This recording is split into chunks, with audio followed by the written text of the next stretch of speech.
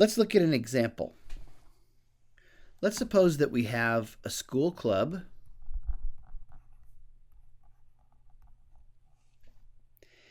and this club consists of males, females, juniors, and seniors.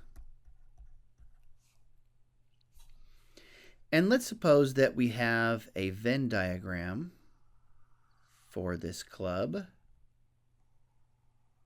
that looks like this. The first set represents the juniors.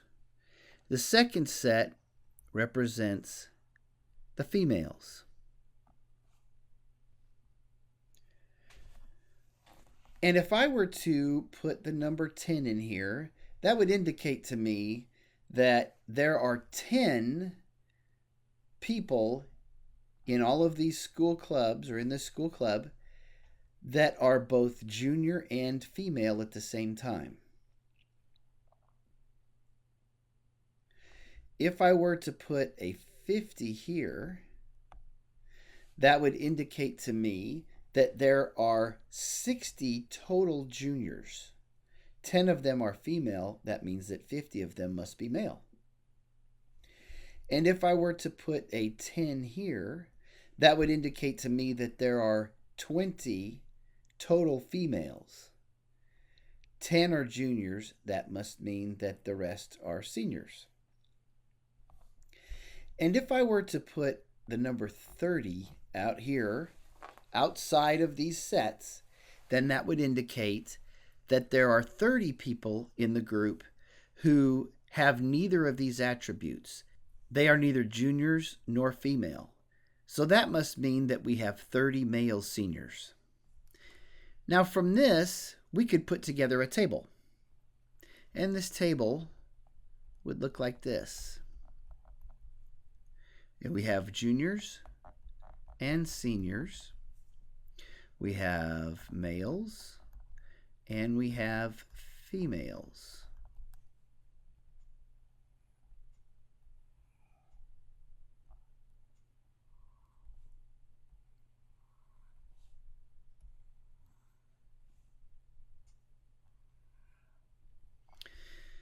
There are 30 males who are seniors. That was what this number represented. There are 10 females that are juniors.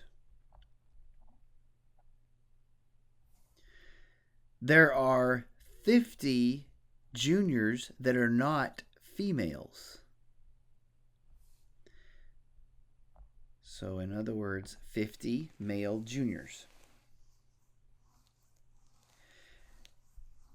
There are 10 females that are not juniors.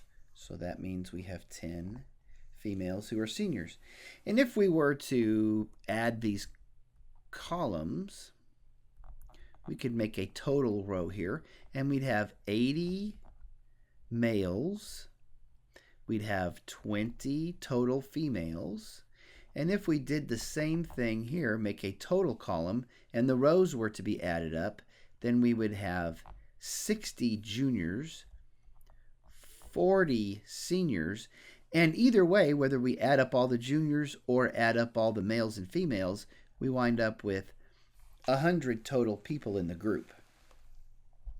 Now, finding probabilities here would be pretty easy. Let's suppose we wanted to find the probability that an individually selected person from the group had both attributes, female and junior. Well, that's this little group right here that we talked about, the 10 out of 100, or 0.1. Suppose we were to find the probability that that person that we selected would be a female. If we were to randomly select a person from the group, what's the probability that we would have a female? Well, there are 20 females out of 100 total people. So that probability would be 0.2. What if we wanted to find the probability that we might select a junior from the group? Well, there are 60 juniors out of 100 total people. But now suppose that we were asked to find the probability that the person that we select is either a female or a junior. And using this union symbol here is the same as saying or. And we already see from this formula that this probability could be written as the probability that we have a female plus the probability that we have a junior minus the probability that we have a female who is a junior. And we've already calculated these probabilities. The probability that we would get a female is 0.2. The probability that we would get a junior is 0.6. And now we realize that we've added all females and all juniors together, and some of these females were juniors and some of these juniors were females. So they've been added in twice, so we have to remove that intersection, which was 0.1. And that's illustrated here in the formula. And so we have 0.8 minus 0.1 is 0.7.